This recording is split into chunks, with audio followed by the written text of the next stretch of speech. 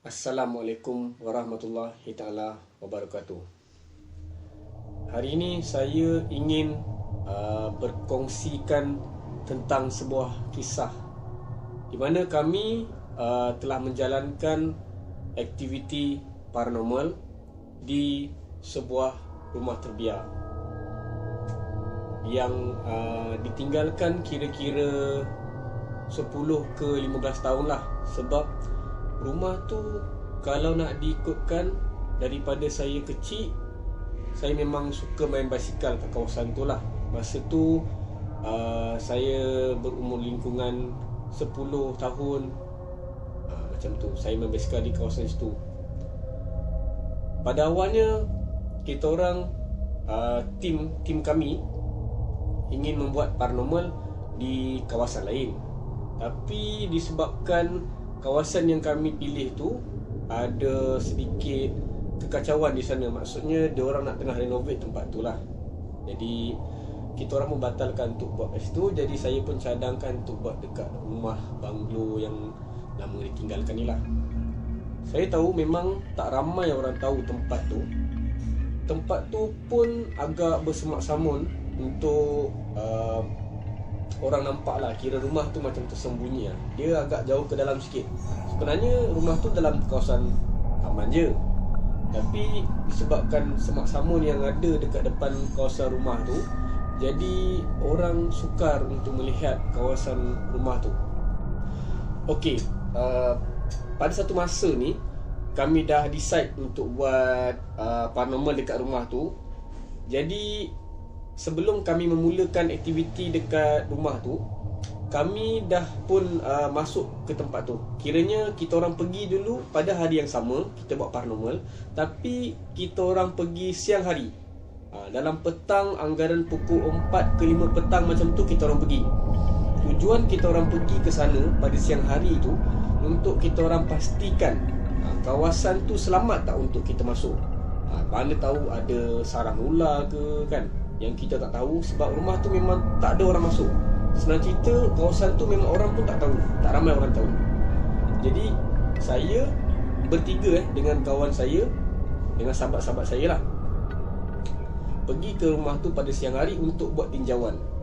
Jadi kita orang pun masuk dalam rumah tu, tengok dulu kawasan, dekat mana kita nak park kita punya base, kita nak letak kita punya base, kita nak letak kamera kita, kamera tersembunyi. Sebab seorang sahabat saya ni, dia memang ada kiranya nak buat paranormal lah dalam dia punya live dia sendiri. Jadi dari situ kita letakkan kamera dia dekat tingkat yang atas. Kiranya rumah tu 2 tingkat. Jadi kami letak kamera yang live kawan kami ni dekat atas, dan kami pun duduk dekat base yang dekat bawah. Kira dekat kawasan dapur tu, jadi kita orang punya base lah.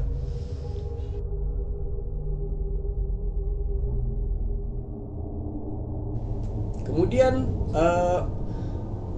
saya macam biasalah dengan aktiviti saya. Saya memang akan ambil gambar seluruh kawasan, ambil video lah. Saya ambil video di kawasan-kawasan dapur, saya ambil video di kawasan-kawasan bilik dia, masuk dia punya kawasan tandas dia tengok. Lepas tu kawasan beranda dia, dengan rumah-rumah tu memang usang sangat saya tengok, dengan semak samun kiri kanan yang memang mungkin takkan ada orang pun tahu ada rumah kat situ.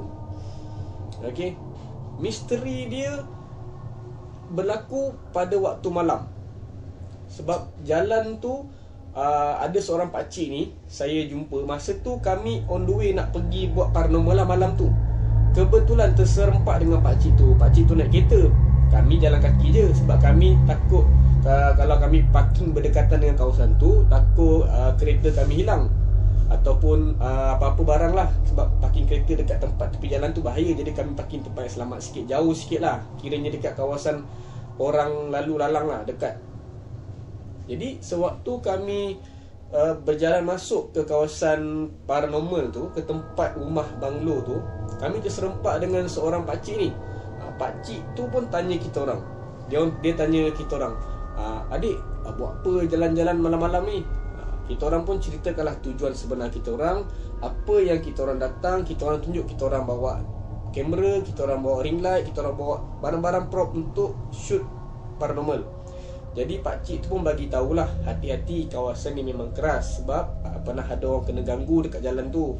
Kira jalan depan rumah tu lah, walaupun tak nampak rumah, tapi jalan depan tu selalu ada cerita lah dekat jalan tu orang pernah kena ganggu lah. Tapi saya tak tahu gangguan yang macam mana, tapi pakcik tu cakap kawasan tu memang keras. Okey. Jadi masa nak masuk kat dalam tu, kita orang pada malam tu lah, siang hari saya pergi bertiga. Okey, jadi malam kita orang pergi berenam. 6 orang lah, sahabat saya, kira tim saya yang nak jalankan aktiviti paranormal ni. Kita orang pun masuklah dalam tu, tengok-tengok apa yang ada. Macam saya katakan tadi, pusing-pusing kan. Sebelum saya sampai dekat tempat paranormal tu, saya adalah beli makanan sikit, macam kopok-kopok ke, untuk hilangkan bosan. Mana tahu kalau paranormal ni mungkin tak berapa menarik untuk ditonton. Kalau kita orang lapar ke, memang saya dibeli makanan sikit lah, kopok-kopok. Dan pada waktu lebih kurang pukul 11, kawan kami, sahabat saya lah, iaitu Alif, dia buat live. Dia mula buat live untuk dia punya Bigo lah. Dia buat live. Kalau korang nak tahu kawan saya ni Alif yang mana, boleh tengok dia punya link kat bawah ni. Saya ada taruh link Bigo live dia dekat bawah ni. Korang boleh support dia, korang boleh sawai dia. Okey. Kita orang masuk ke dalam kawasan tu lebih kurang pada pukul 10 malam. Sebab apa kita orang masuk pada pukul 10 malam? Sebab kalau lebih pada waktu tu agak bahaya sikit lah, sebab peronda banyak. Sebab sekarang kan musim PKP. Okey, jadi kita orang pergi awal untuk masuk tempat tu. Kita orang memang pergi awal dan memang nak balik awal. Kita orang memang decide dalam pukul 12 kita orang nak balik. Kita orang tak nak duduk situ macam kan ada orang buat paranormal biasanya pukul 1 pagi, pukul 2 pagi sampai pukul 5 pagi pun ada. Tapi kami nak buat video ni hanya nak shoot untuk live dia, dan untuk saya adalah ambil video-video sikit. Tapi tak sangka ada satu kejadian berlaku di malam hari, di mana kami telah diganggu.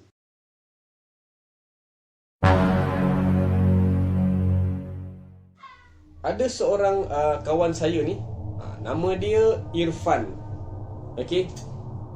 Dia ni masa mula-mula masuk, dia macam okey tau, biasa je. Lepas tu time masa kita orang tengah pusing-pusing dalam kawasan tu, tengok kawasan sekitar, dia ada cakap yang dia ternampak budak kecil. Budak kecil, kita orang wallahu alam lah, kita orang memang tak nampak. Mungkin dia ada kelebihan yang di mana dia boleh nampak benda tu. Okey. Dia kata ada nampak budak kecil. Kemudian bila kita pusing-pusing lagi, dia kata ada nampak perempuan tanpa badan, kiranya ada kepala je. Orang Melayu kata apa? Penanggal. Tapi tak dapat disahihkan lah apa yang nampak, sebab dia cuma cakap je si Irfan ni. Okey. Kemudian bila kita orang dah buat video semua, kawan saya yang si Alif ni pun dah shoot dia punya live dia. Kita orang pun dah mula macam dah lama sangat ni, dah pukul 12 kan. Kita orang pun decide memang nak balik lah. Sebelum kita orang balik tu, kita orang adalah makan-makan sikit. Kiranya duduk lepak dekat basement lah sebelum balik, makan-makan kan, makan sikit. Yang kawan kami seorang, yang si Irfan ni, ini yang saya nak ceritakan sangat-sangat. Ada satu masa dia bersendirian tau, yang Irfan ni. Nampak? Mula-mula saya pun dah mula naik nak cerita benda macam ni. Irfan ni, dia ada waktu yang kita orang tengah kemas-kemas ni, dia duduk sendiri tau. Sendiri. Dekat kawasan rumah tu ada tingkap-tingkap lah kan. Yang Irfan ni, dia duduk dekat tingkap tu, dia pandang luar lah, pandang luar tingkap. Luar tingkap tu memang gelap gilita lah. Memang orang kata hutan yang setebal-tebal. Dia tengok tingkap tu, tengok luar tingkap. Lama, dalam 5 ke 10 minit. Bagi saya, untuk satu renungan, kalau 5 ke 10 minit tu sangat lama. Dia memang berdiri keras, lama je dia pandang tingkap tu. Kita orang pun buat tak endah lah. Sebab apa, dia kata daripada awal lagi dia dah masuk, dia rasa dia dah nampak. So kita orang macam tak apalah, dia memang ada benda kelebihan. So kita orang pun tak expect lah benda tu akan jadi seteruk tu. Okay, jadi Irfan ni dia tengok je tingkap tu. Dia tengok, memang tak ada dalam video. Saya minta maaf lah, tak dapat rakam bahagian masa Irfan berdiri dekat tingkap tu. Tapi dia berdiri dekat tingkap tu tak lama. Tiba-tiba lepas 10 minit dia berdiri kat tingkap tu, dia pandang luar. Dia lompat tau. Dia lompat keluar.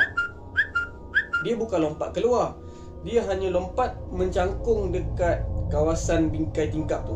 Dia mencangkung lah dekat bingkai tingkap tu. Kalau berdiri terantuk lah kepala dia kan. So dia mencangkung sambil buat macam ni. Korang tengok tangan aku ni. Dia buat macam ni. Tangan dia keras macam ni.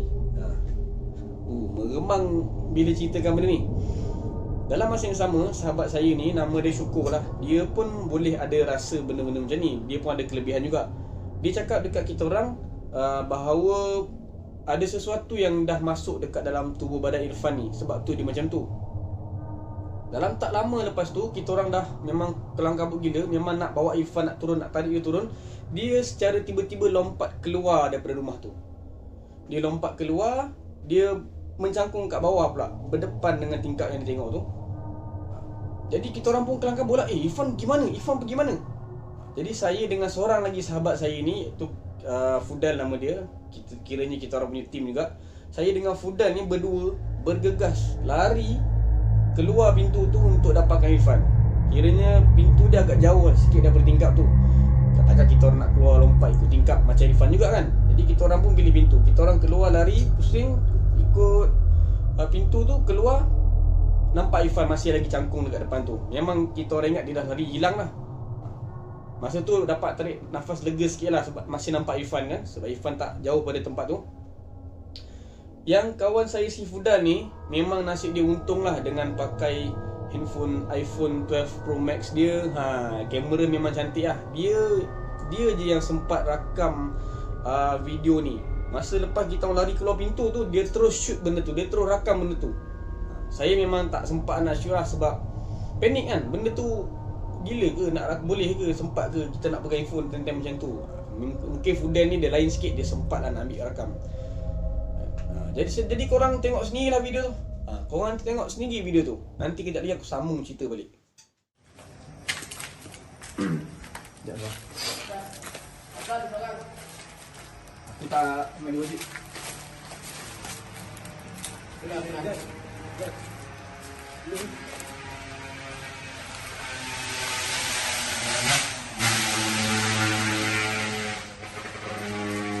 Jom, sini.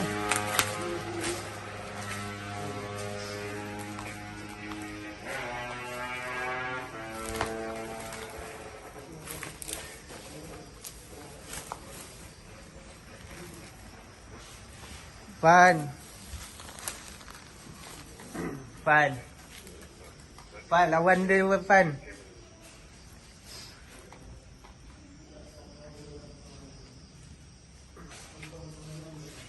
Syukur, tolong Syukur. Azan, seorang Azan. Alip, tolong. Tolong Azan seorang. Syukur. Azan Syukur.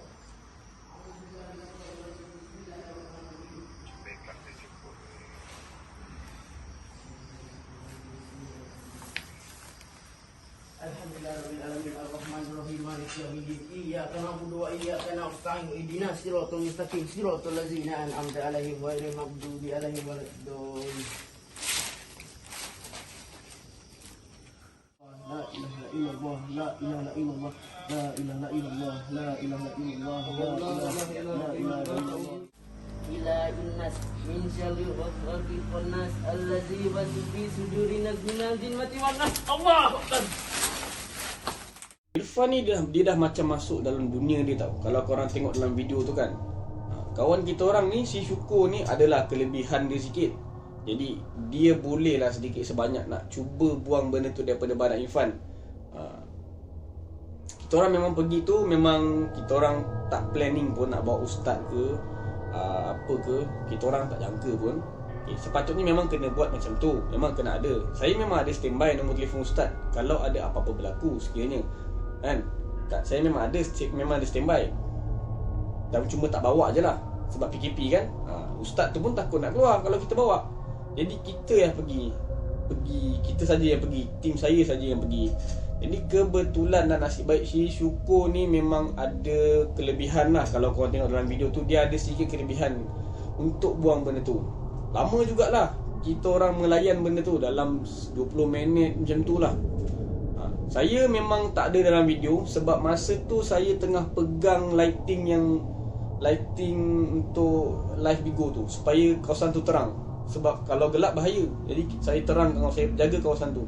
Saya jaga lighting tu, saya jaga handphone semua, saya jaga lah. Sebab saya takut tiba-tiba Irfan dia terkam lampu ni ke apa, takut naya lampu ni kan. Patah 2, patah 3 pula. Jadi begitulah cerita dia sebenarnya yang berlaku dekat situ. Dan kalau korang tengok betul-betul, Irfan ni dia seolah-olah dalam dunia dia macam tengah memanggil. Dia macam tangan dia tu, dia tengah menghulur tau. Kalau korang tengok, tangan dia tu menghulur, macam nak panggil lah, nak minta tolong. Dia macam 50-50 tau. Tak lama lepas tu, lepas syukur dia dah baca ayat-ayat dia, dia dah jampi lah benda tu, suruh benda tu keluar lah. Dan benda tu alhamdulillah sedikit sebanyak membantu Irfan. Berhasil juga untuk keluarkan benda tu, untuk keluarkan, tinggal benda tu kat situ. Jadi makhluk tu tak ikut kita orang balik lah. Itu je sebenarnya. Okay.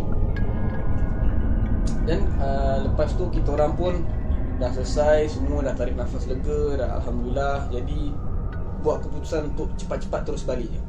Tak payah tunggu lagi, takut jadi benda ni kali kedua. Jadi kita orang pun terus tak ada cakap banyak, ambil peralatan apa semua, kemas sampah-sampah kan. Jadi kita orang tak tinggal sampah lah, kita orang kemas sampah semua, terus balik. Ambil terus balik, naik kereta, macam biasalah sampai ke rumah.